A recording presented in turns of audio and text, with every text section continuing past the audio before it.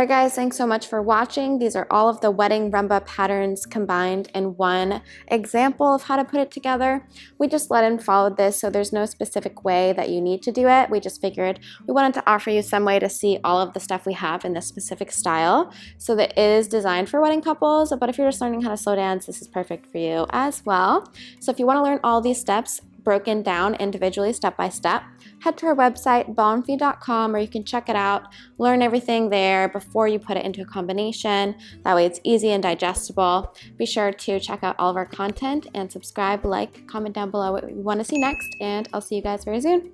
Bye.